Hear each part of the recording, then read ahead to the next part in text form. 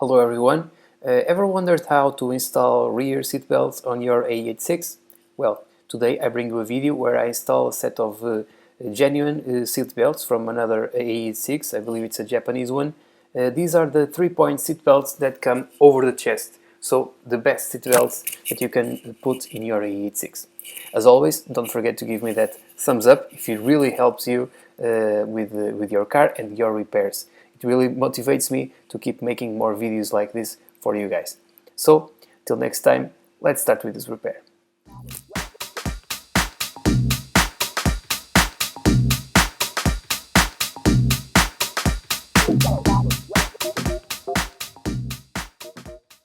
Toyota has made a pre-install of the rear seat belts, and you can see the differences. Here I have a couple of plastic covers from a car that had rear seat belts. The hole for the seat belt for the cars that came with seat belts will be around this area. It corresponds to this top hole here, through which the rear seat belt will come out. And then you can, I don't know if you can see, but there is an indentation here in this area.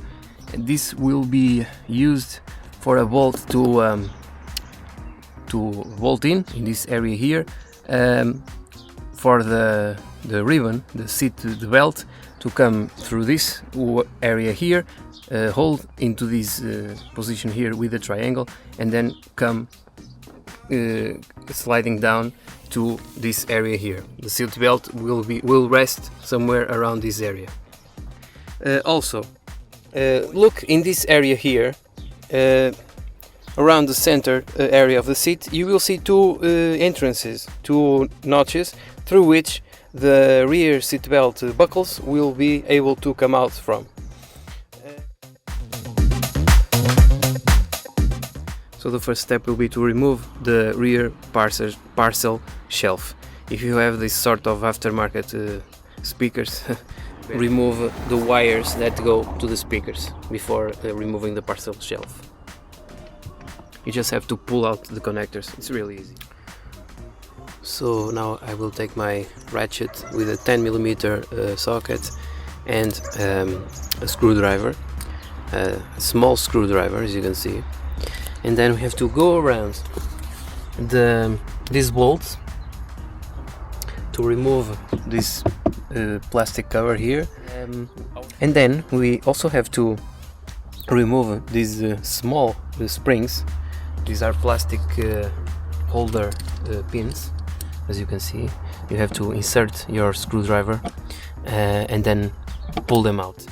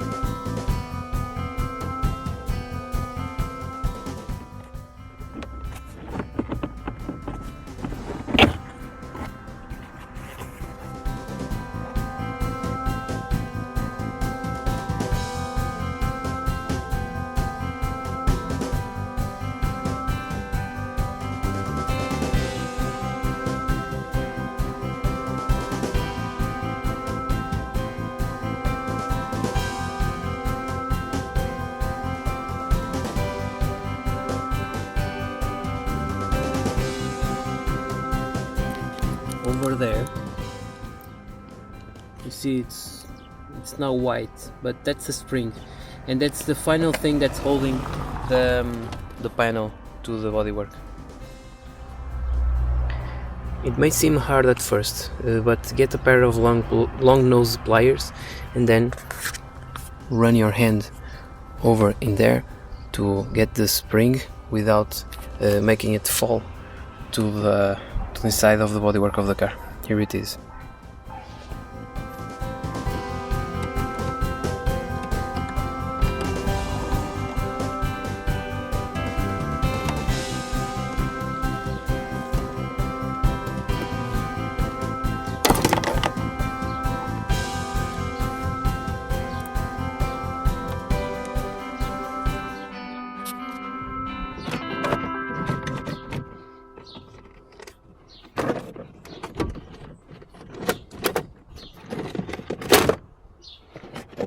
Now we have to remove this top piece of trim that goes to the roof of the car.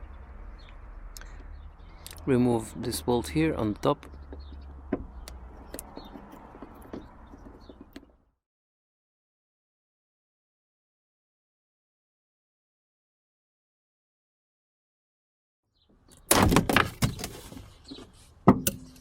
This piece of trim is held in place by these springs that will go into these holes. The trick to remove these springs is to press on this middle part, and then it will make it very easy for them to come out.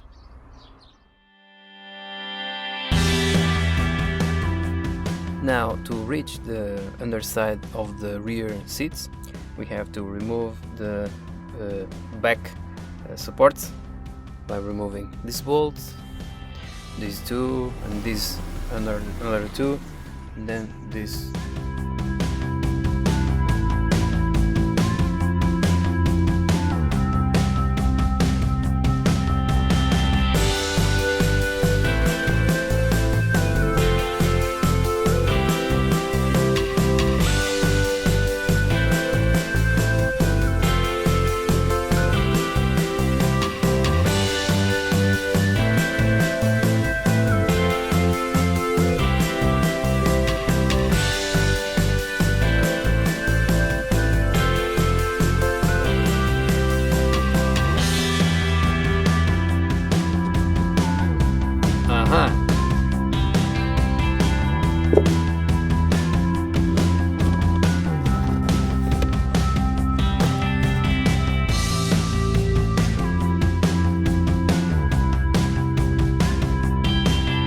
Now that everything is disassembled, it is an excellent opportunity to vacuum the inside of the car.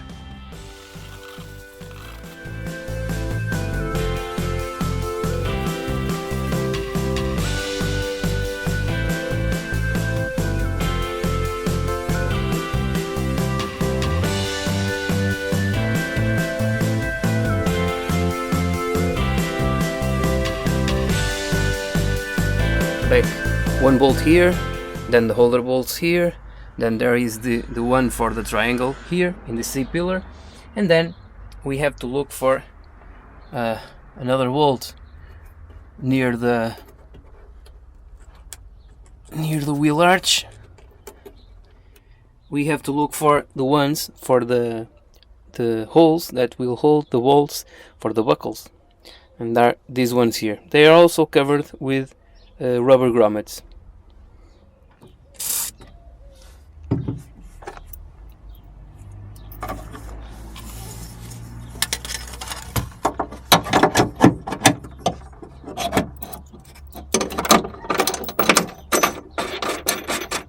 In each bolt I am using a locking ring and then a normal ring.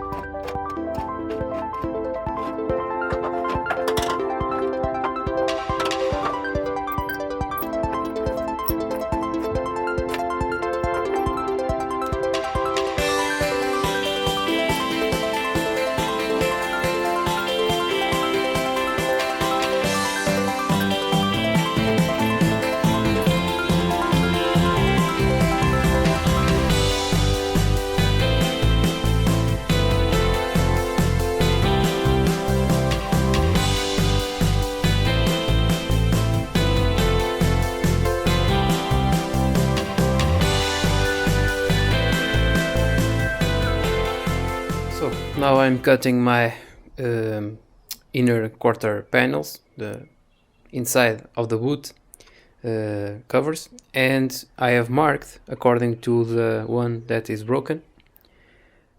I will try to cut my own and be conservative about this. Like I will start cutting straight away, then I will continue to adjust the cutting with the file manually until the covers of the seat belts will fit into the hole.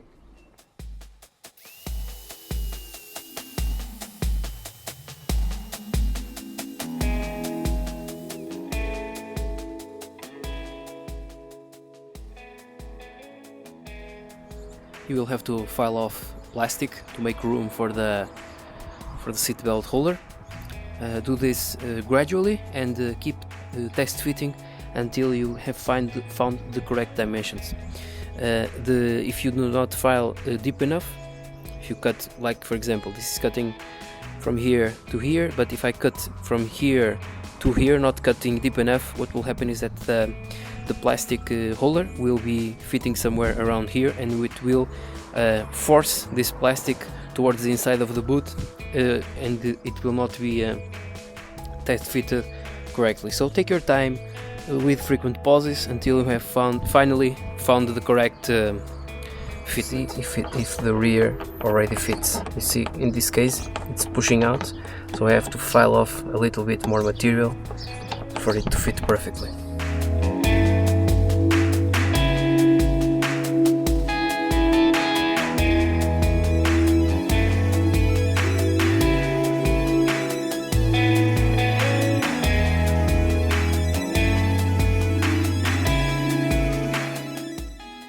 Adjust the position of the hole with a round file, for example, using a round file to take some more material, some more plastic from around the initial hole to make sure that everything lines up correctly.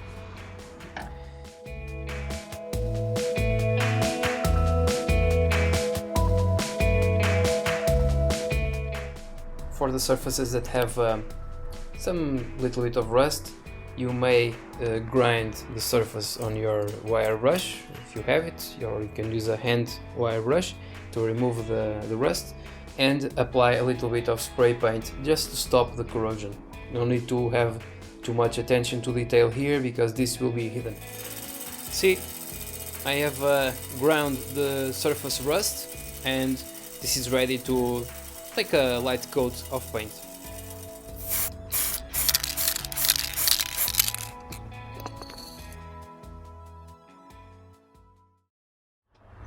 The final result will be like this. The pass-through plastic will be like this, and there will be no scraping or any twists of the belt. Make sure this is correct before tightening the bolts.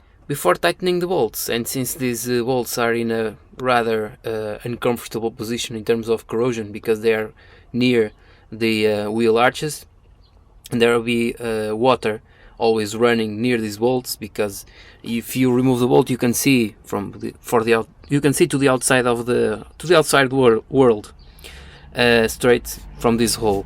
My advice is to coat the bolt with a little bit of anti-seize compound to prevent the bolts from seizing, to become locked in place, and also to protect a little bit against corrosion. The goal of the pressure ring is to make sure that the bolt does not slide out, that it will be locked in place and it will not untighten with the vibration of the car.